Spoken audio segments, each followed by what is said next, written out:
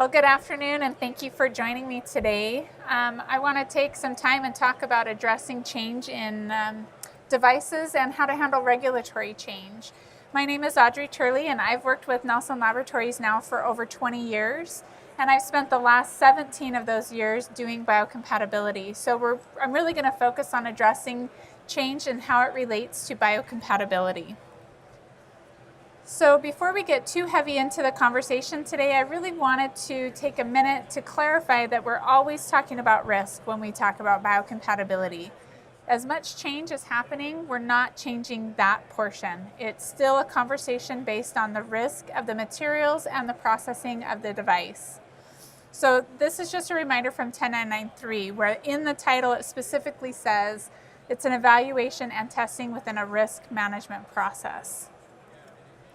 And the US FDA in their guidance document on how to use 10993 Part 1 has a whole entire section on risk and how to incorporate that into your assessments. It's incredibly useful information.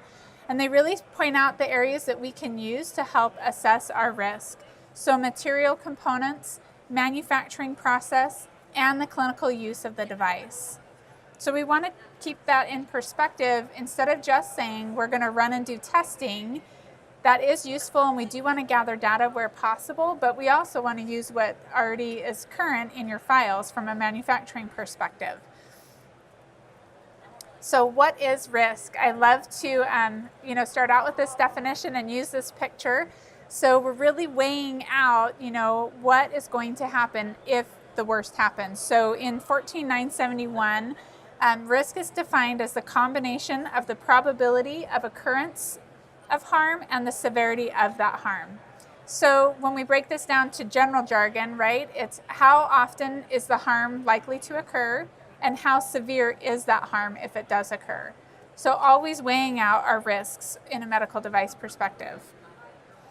So I'm going to talk about 4 areas of change. I really wanted to talk about one of the biggest changes in 10993 Part 1, which is completely changing the way we address medical devices, where we start with material characterization first. Before we go to testing, we're going to look at the materials. And then the next thing I wanted to talk about is what you do when new standards come out or standards get revised since your testing was complete, but maybe before you've had time to do your submission. And then device change. How do you determine when a change impacts the biocompatibility and what is an actual change to a device? And then process change. Same question with device change. When is that an actual change, and how do we know it's impacting our biocompatibility? So I want to start with the first portion, which is our change to ISO 10993 Part 1, where we talk about material characterization. So I've put this definition up here. This is from the standard, where we're talking about understanding the material's chemistry, structure, and properties, having them be evaluated and measured to include assessment of compositional, structural, and mechanical properties, if appropriate. That's a lot of complicated words right in front of the phrase, if appropriate.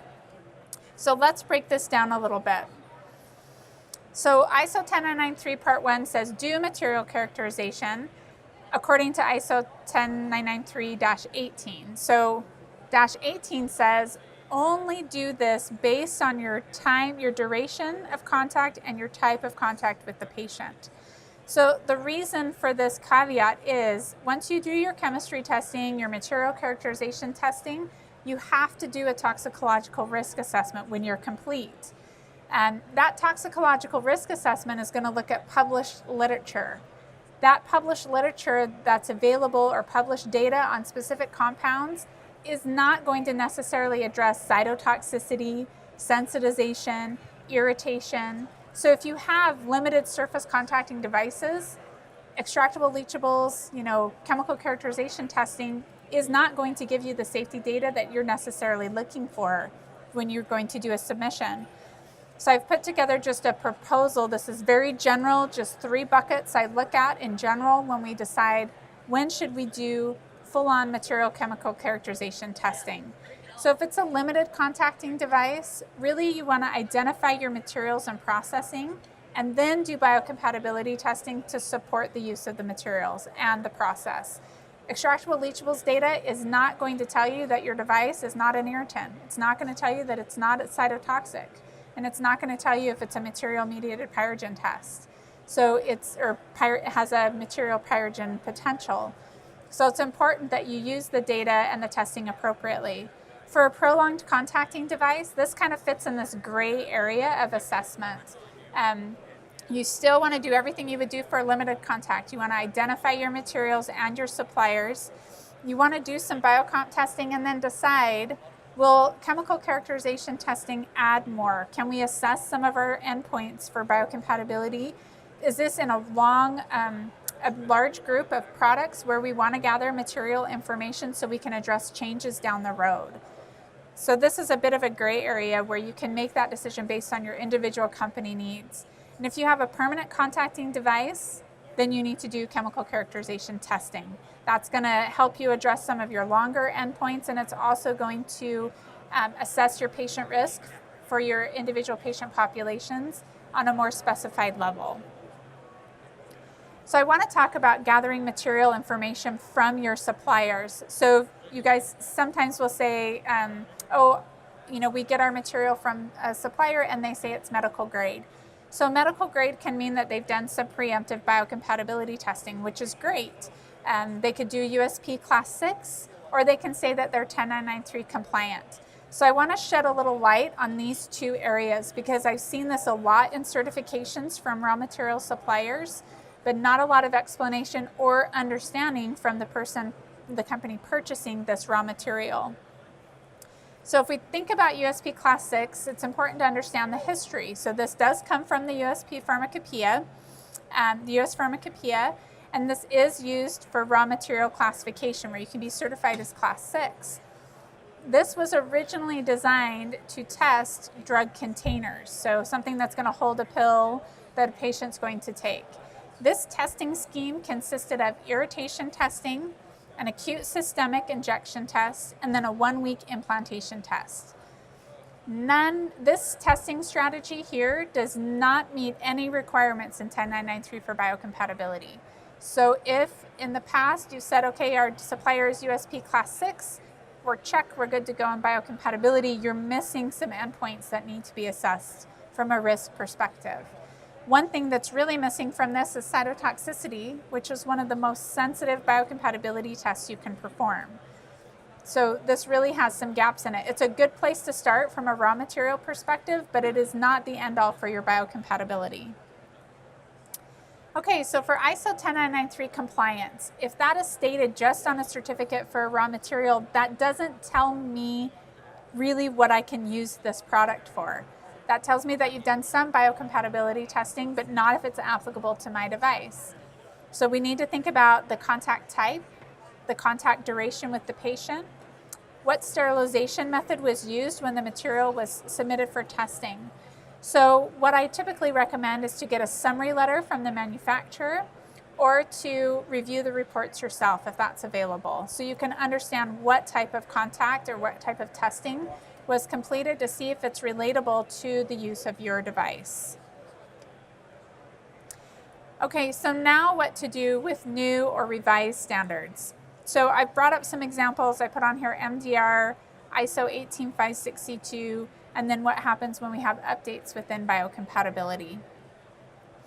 So our example with ISO 18562, this is a standard that was designed for breathing gas pathway devices. So if we think about 10993, I like to remember that that's a horizontal standard, right? It just covers this wide breadth of biocompatibility. But some industries have decided that we need more specific information for the risks of our device. And so we have vertical standards that go along with that. So breathing gas pathways, this 18562, it complements the ISO 10993 series suite. Along with, there's ones for breast tissue implant, correct? And anchor or suture anchors and dental products. So think about your individual market, and I'm sure you can realize that there are some more in-depth standards that cover the risks better.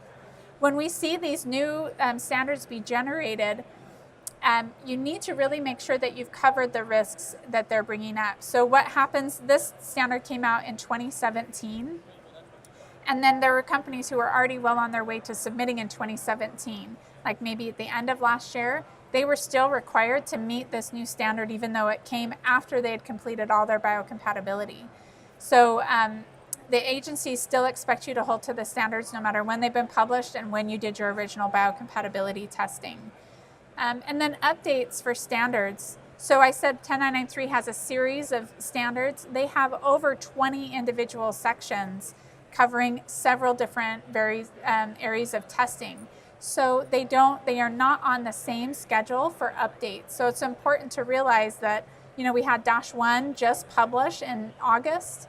Well, we had other ones published, -4 published last year in 2017. And we're having new ones come out hopefully next year, or updated versions. So you always want to verify when you are submitting that you've checked to make sure you're still in compliance. So you want to do like a gap analysis. And we're going to go through some examples of these situations. So for addressing a new standard, I always recommend having an appropriate biological safety evaluation laid out. This is really a program that's put in the 10993 standard where it sets you up to say, you need to do an initial risk assessment, which we call a biological evaluation plan. And then that's where you're going to propose your testing, and then you carry out your testing, and then you move on to do a summary of what happened during the testing. So what do we put into a biological evaluation plan? Well, specifically, if we think about this 18562, we're talking about how your device relates to the requirements of the standard.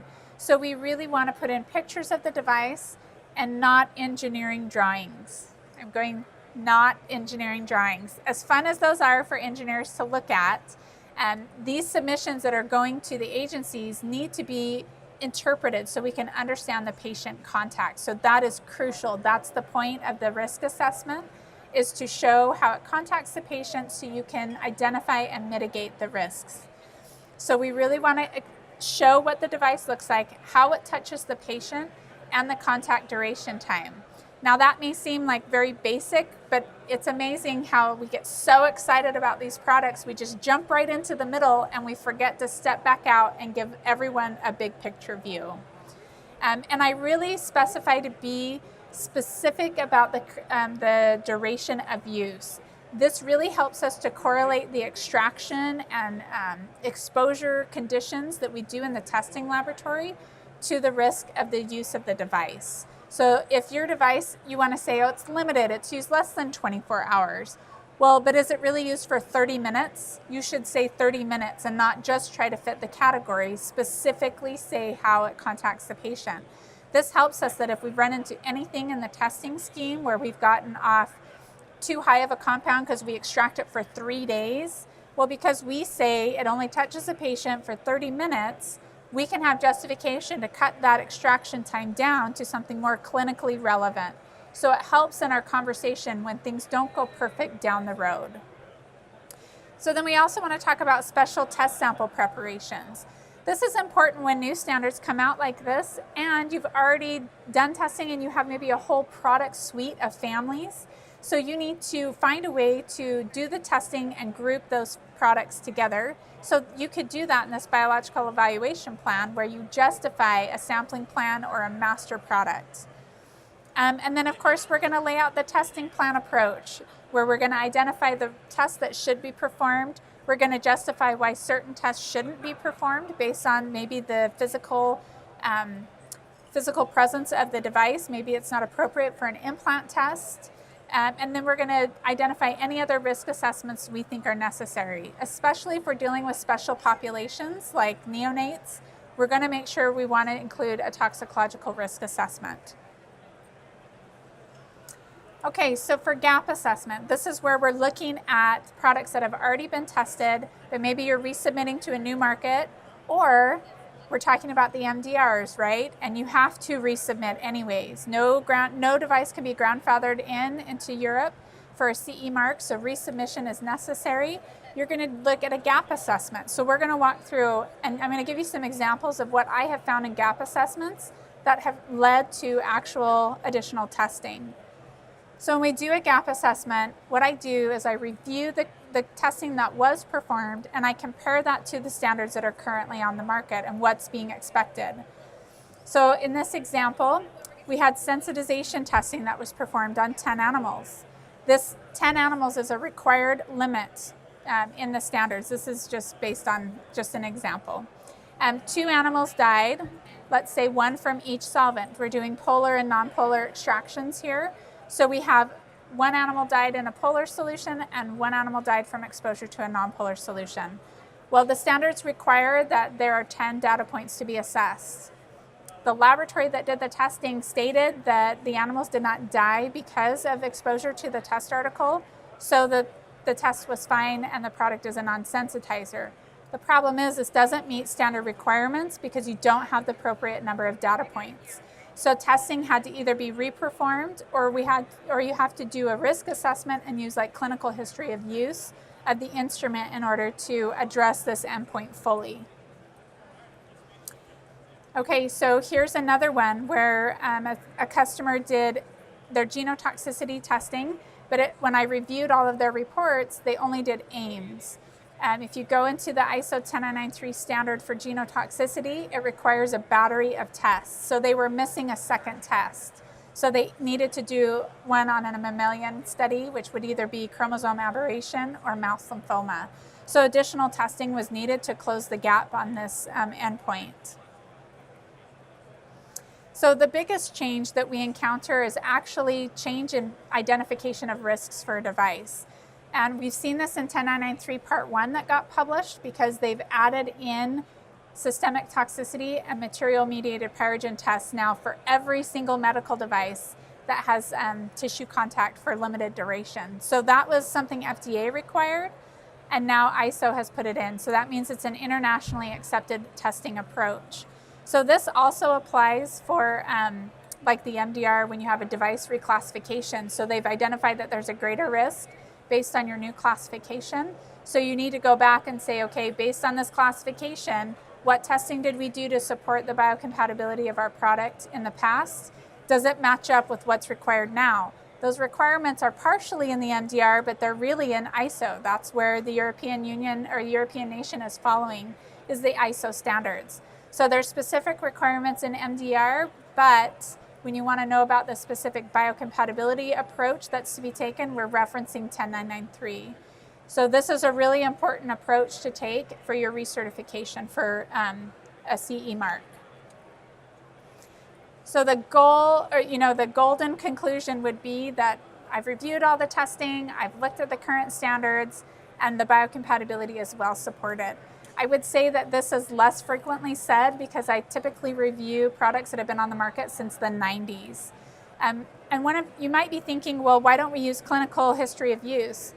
The problem is there's not a lot of data captured for some of the endpoints that could be a risk to the patient.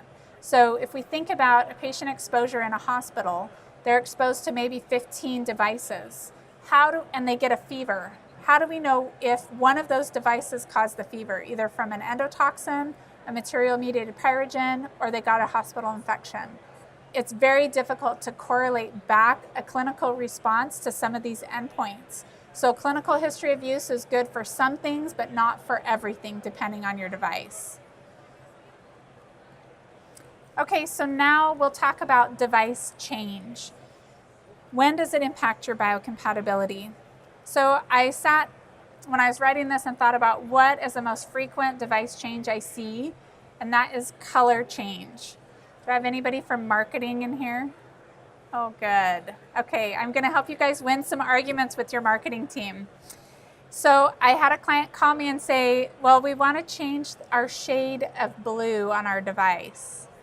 What do you think about that? And I said, can you say no? And he said, yes. I said, say no. And that was the end. So it's not that, color is all bad, because we love color. It's a colorful world, and it does help. It does provide some good safety precautions. I understand that. But what we want to be careful is why we're adding color and why we change colors, because it does affect biocompatibility. So it should be a very conscious choice, understanding that there will be testing and an impact down the road for assessing that. So let's say maybe you're going to keep your same color, but you're going to transfer to a new color supplier. Do we have color suppliers out here? Maybe? No, okay. Well, color houses, if you've worked with them, you know that they keep their recipes, that's their IP, right? So that doesn't get shared. If you move to a new color supplier, you now have a new colorant because we don't know what the old colorant was, and we're not going to know what the new colorant is. We just know it's going to be the same color you wanted, right? From your previous supplier to your new supplier. So there's some questions that we can ask in order to assess this. So what is the patient contact? So if this is like, on a surgical tool where we're just changing the colorant on the handle, that's really low risk. The practitioner's most likely wearing a glove if it's a surgical tool, right? So that's a low risk change. But if we're talking about colorant on a cardiothoracic catheter, that's a huge, huge change impact, and you're looking at repeating your biocompatibility or doing some comparison chemistry testing, both lengthy and costly, but necessary in order to mitigate the risk of the new colorant. So even if it looks the same color, unless we know the identical recipes, we can't say it's the same. Okay, and removal of a color. So that's always good because it's less chemicals that can leach out. So we still want to make sure, though, if your base material is staying the same, then that's okay. But if your base material ends up changing to remove that colorant off the device, then we also need to assess that. So I have in here an option to identify how much of the device is actually changing.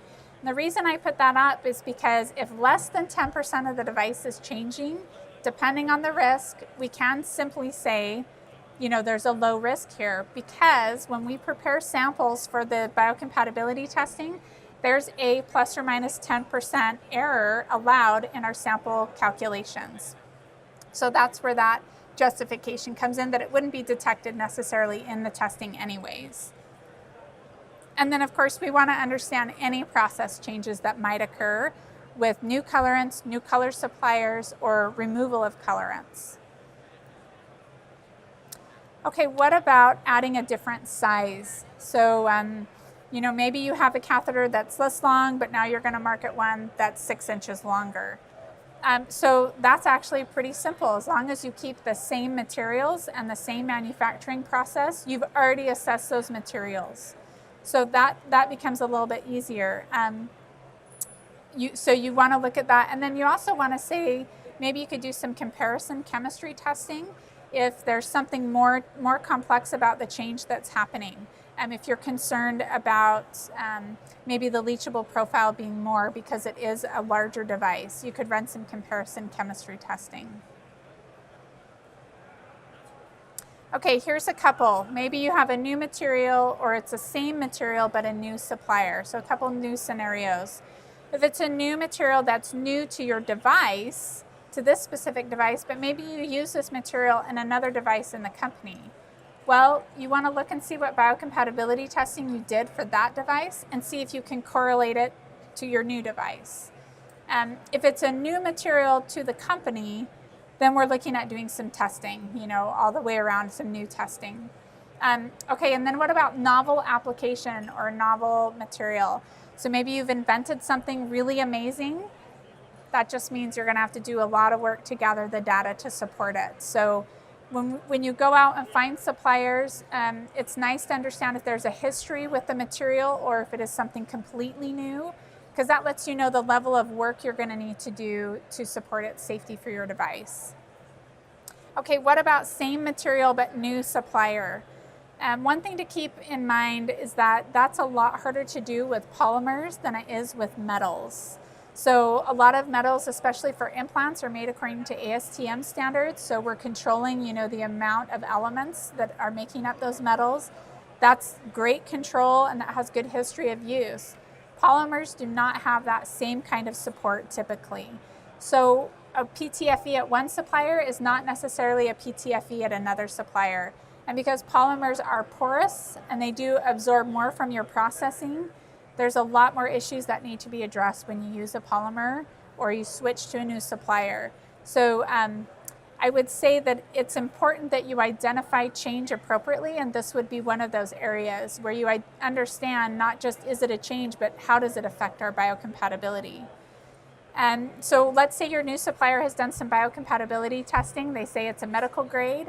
That's wonderful, especially if it's USP or ISO 10993 compliant, but you still want to ask those questions. How did they sterilize it before they tested it? And then what are you doing in your processing that might be different?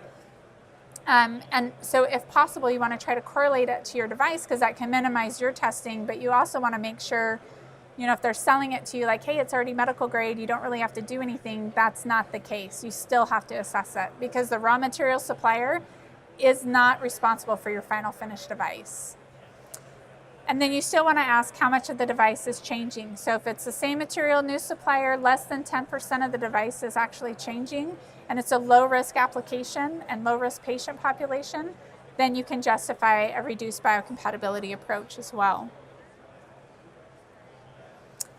Okay, other changes, engineering modifications. So I'm thinking about maybe you just tweak one little area, you're changing the shape, maybe you've made it have an extra chamber, or you went from a dual lumen catheter to a single lumen catheter.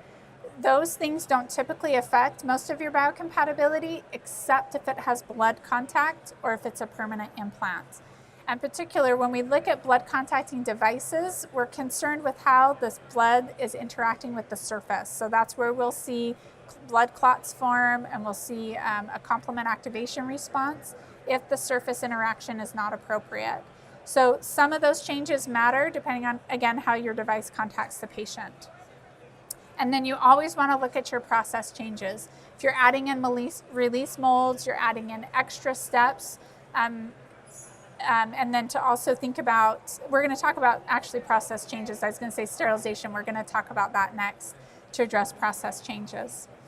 And then another thing I like to bring up is the cumulative change approach. So when we talk about exposure of medical devices, if your medical device is used for one day and then changed out and repeated for a period of 2 months, you now have permanent exposure because we have to think of the cumulative effect. It's the same thing with these changes. So if you have 2 or 3 small changes in your device that didn't require any biocompatibility assessment at all, does your change control program have a way to go back and say, okay, now let's look at these 3 or 4 device changes and see, did it affect our biocompatibility? So there needs to be some type of control that you're going back. I've gone into company facilities where they said, oh, our device is pretty much the same as it was before. And it's because they market it the same and they've kept it same application, same patients, but they've changed suppliers like 3 or 4 times, and they changed mode of sterilization, and they've changed their colorants.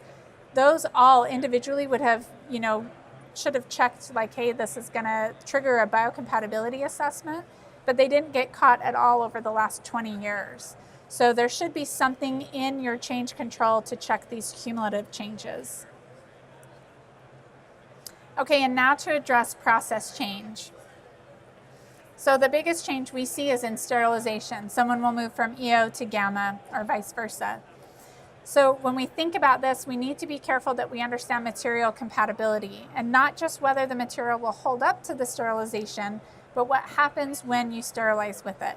A really good example is moving to gamma irradiation, where we see a difference in cross-linking that is different across materials. That cross-linking now affects your leachability profile of that device. So if you had chemistry testing on the first version and now you're moving to gamma, you should do comparative chemistry testing to understand, is more or less leaching out of our device. A change in a cleaning procedure. So you want to verify that your residuals are low, and we may get really excited and think, hey, we are making our line cleaner. We're going to add an extra IPA rinse. That extra IPA rinse will have you fail cytotoxicity, irritation, and not just in the test, but could elicit an adverse response in your patients. One thing that we've seen is that there was a manufacturer who wanted to make their line cleaner, and they had a lot of human contact in their line. So they put gloves on all of the people who worked on their line. If you guys don't know this, but latex is an allergen, right? And it also will fail cytotoxicity testing. So they ended up they did a check on their biocompatibility on this particular part on their line, and they were failing. And it's because somebody just said, hey, let's wear gloves, that makes it better. No double check on that at all. So you want to be careful that when you're looking at other procedures, sterilization, cleaning, that there's some cross-check on whatever you change and how that's going to affect biocompatibility again. And then what about if you're moving manufacturers or moving location sites? So we always recommend at least running a cytotoxicity test because it is very sensitive. So we had one client who moved their equipment, personnel, everything from one location to another, same city, just a new building. And they called us and said, what should we do? And we said, just run a cytotoxicity test and we'll take a look at that. Well, they failed after they had been passing just fine before. So we said, well, do it again, but send in some more samples. They failed again. So we said, well, maybe we better do some chemistry and see what's happening, what's coming off the devices. So we did chemistry. We looked at the results. And we called them and we said, hey, we're finding this really weird compound, but it's something that's typically used in surfboard manufacturing. Do you know where that's coming from? Was that who occupied the space before? It wasn't who housed the space before, but it's their neighbor in the same building. So it was great that we did something to look at that risk of change. So they just had to switch the ventilation system within that building so it was a little bit cleaner. And then they ran the cytotoxicity again, and it was okay. So even though cytotoxicity is it's a pretty basic test, it's really low key, it's low tech, it can tell us a lot about what's happening with your device and with your processing. Okay, so just as a summary, when we talk about assessing change, I talked primarily about what's happening in 10993 Part 1 with material characterization. Be really careful about being gung-ho about coming up with a full extractable leachables program on site because the data is not transferable to every type of medical device and contact based on the toxicological risk assessment. For new and revised standards, so for new standards like 18562 or maybe another vertical standard particular to your device, I recommend doing a full biological safety evaluation approach with an initial biological evaluation plan. For revised standards like the MDRs and for when the 10993 standards update between when you've done testing and when you want to submit, I recommend doing a gap assessment so that your previous testing program can be reviewed. Even if that testing program was nothing, we still can review that and recommend a testing approach for you. Device change. When does a change impact biocompatibility? Generally, we want to say when it's greater than 10% of the device that's changing. But also keep in mind if you have a blood contacting or a permanent implant device, those need to be assessed no matter how much of the device is changing. And then, of course, processing change. We really recommend that you assess this through gathering more data, at least at a minimum, cytotoxicity, but possibly comparable extractable and leachables testing. So I'd just like to welcome any questions, and then feel free to come visit us at booth 2128. I'll be there the rest of today and tomorrow. Thank you. Are there questions? No? Go ahead.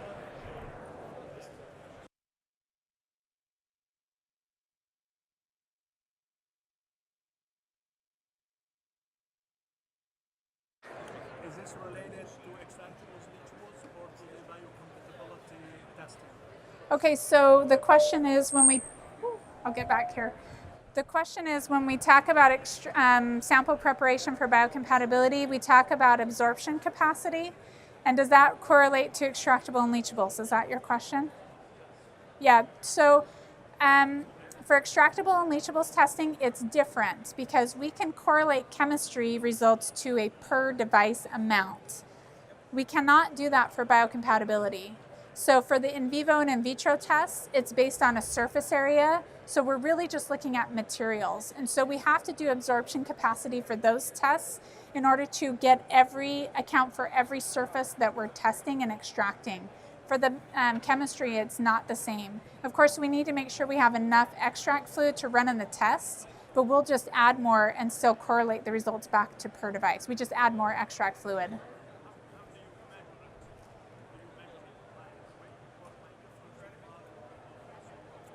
So how do we measure absorption capacity? So we'll do an absorption study at first. So we add a small amount of fluid and watch to see and record how much it actually absorbs.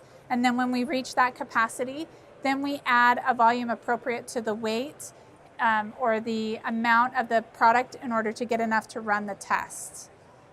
So it's different for every device and every material depending on how much it's absorbing and what the material is specifically. Yeah. Okay, any questions? Yeah? What do you typically see medical device manufacturers doing for evaluating the cumulative effect of small changes, like process and engineering changes? Is it a timed interval where you go back and look at past changes, or how are they typically doing that? So they're not. And that's why I'm pitching it. It's like my soapbox a little bit. That I want companies to realize that those changes have an impact down the road. So I've talked to a few and just looked at their internal systems and made some recommendations. But I think what would be appropriate is I'm imagining like a change control form for a specific device, maybe in a DHF. And then you say how many changes have been made to this device since biocompatibility testing. Not since a certain time frame, not since submission, but since the last biocompatibility testing, and have some history so that you're tracking those changes in one location that's seen during every single change that occurs. Okay, then if you hit some threshold, it triggers some type of Like evaluation. a bigger evaluation, instead of somebody saying, oh, this doesn't contact the patient, it's okay, or this only touches 10%, so we're okay, or 9%, or this was a removal of color, so it's okay. But did somebody look at the processing, really look at big picture? Yeah, good question. Anyone else? Yes?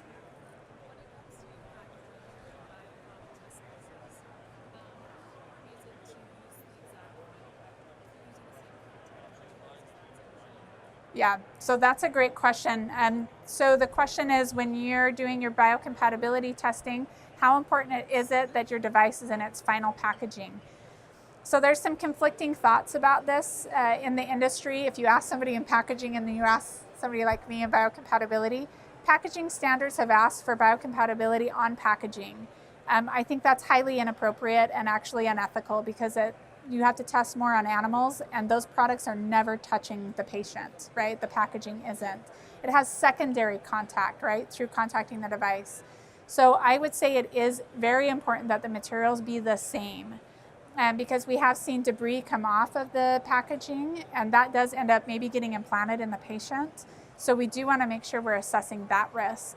So they should be the same. Yeah. Any other questions? Okay, I love these questions. Thank you so much. If you guys think of more or want further help designing your change program or more discussion about extraction, please come see me. I appreciate it. Thank you.